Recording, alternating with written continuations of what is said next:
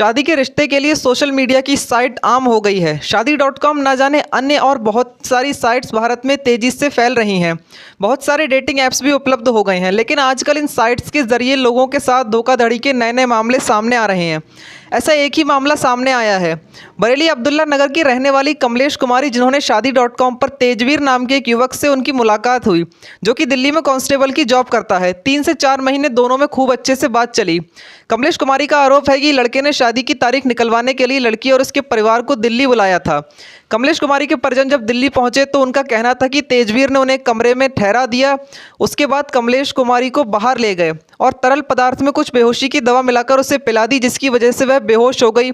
उसके बाद तेजवीर ने कमलेश कुमारी से नाजायज संबंध बनाए, जिससे वह शादी से पहले ही गर्भवती हो गई। जब कमलेश कुमारी ने तेजवीर से शादी करने के लिए कहा तो तेजवीर ने साफ तौर से मना कर दिया। दिल्ली से बरेली आकर युवती ने कार्रवाई की, जिसके दबाव में आकर तेजवीर ने शादी कर ली। शादी करने के कुछ समय कमलेश कुमारी को लेकर वह किराए के मकान में रहा। किसी काम का बहाना बनाकर आगरा चला गया। आगरा जाने के बाद वहां पर एक महिला कांस्टेबल से शादी कर ली। साथ ही युवती का यह भी कहना है कि जिस महिला कांस्टेबल से तेजवीर ने शादी की है, उसके भाई उसे जान से मारने की धमकी देते हैं। देखिए पूरा मामला सिटी न्यूज़ की खास रिपोर्ट। कमलेश कुमारी। कहाँ की रहने वाली है? अब्दुल्लापुर में। आपके साथ क्या घटना घटी है जो आज आप इतनी दूर आकर दर बदर की ठोकरें खा रही हैं?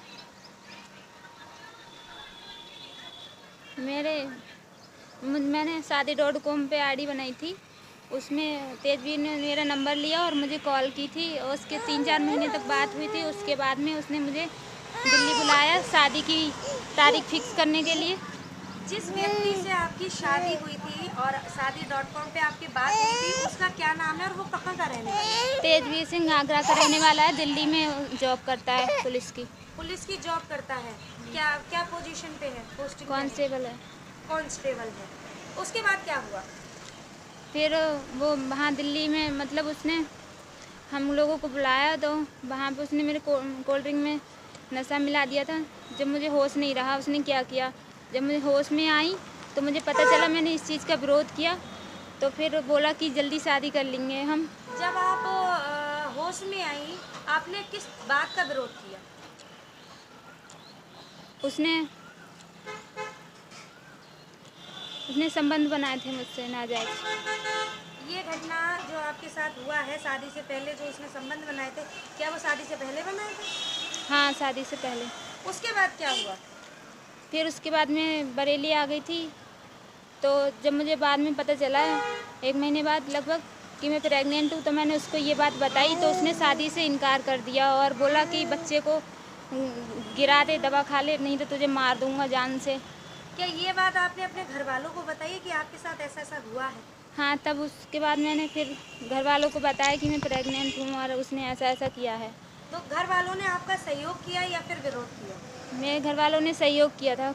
उसके बाद क्या हुआ जब आपने विरोध किया? तो मैंने FIR दर्ज करवाई बरेली से, तो उसने मुझसे केस से बचने के लिए शादी कर ली, कोर्ट मैरिज, मंदिर में शादी की। कोर्ट मैरिज किया आपने? जी। ठीक है। उसके बाद क्या हुआ आपके साथ जो आज आप यहाँ पर? फिर उसके अक्टूबर में 18 अक्टूबर को उसने मुझसे 2019 में शादी की थी।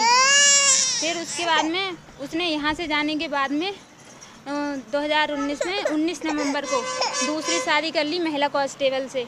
महिला कांस्टेबल का नाम जानती हैं? लक्ष्मी। कहाँ की रहने वाली है? मथुरा की रहने वाली है। मथुरा की। तो अब आप इतनी परेशान क्यों हैं? किस वजह से? आप क्या चाह रही हैं अपने साथ इंसाफ में? उसने हमको मतलब अपनाने से इनकार कर दिया, इस बच्चे को भी और मुझे भी, कि कह रहा है कि मैं तुझे नहीं जानता हूँ, तू क्या कर लेगी, मैं पुलिस वाला हूँ तो मेरा कर क्या सकती है, तेरी औकात क्या है। मेरे पास उसकी रिकॉर्डिंग भी है, तो गालियाँ बकी उसने मुझे। हाँ, उसके लक्ष्मी के भाई वगैरह आए थे यहाँ पे दिसंबर में आए थे यहाँ पे, तो वो मुझे जान से मारने को बोल रहे थे और बच्चे को कह रहे तेरे बच्चे को तुझे जान से मार देंगे, नहीं तो तलाक ले ले। जिससे दूसरी शादी की है उसके भाई आपके घर आते हैं और आपसे ये कहते हैं कि आपको जान से मार देंगे और तलाक ले लेंगे। हाँ। तो आपने अब क्या कार्रवाई की है उच्च अधिकारियों तक? मैंने वो जो मतलब पहले FIR करवाई थी उसी को दोबारा विवेचना करवाने के लिए कोर्ट में अपील की थी, उसके आदेश हो गए दोबारा विवेचना के। दोबारा विवेचना का जो सिलसिला है कार्रवाई का, पिछले कितने समय से चल रहा है? वो 10 अप्रैल को आदेश हुए थे, 10 अप्रैल सन 2021। 21। तो अब तक जो है कार्यवाही का प्रकरण है वो कहाँ तक पहुँचा, कितनी सुनवाई? पुलिस ने 161 के बयान करवाए, उसके बाद में अब बोल रही है कि 164 के बयान नहीं होंगे, ऐसा वैसा। और मुझे बहुत मतलब इधर उधर की मतलब बातें कर रहे हैं कि अभी नहीं तभी नहीं, टालम टूली करे पड़े हैं और कुछ कार्रवाई नहीं कर रहे हैं आगे की। तो आगे आप क्या कार्रवाई चाहती हैं? मैं चाहती हूँ जिस उसने अपराध किया तो उसको सज़ा मिले उसके अपराध की।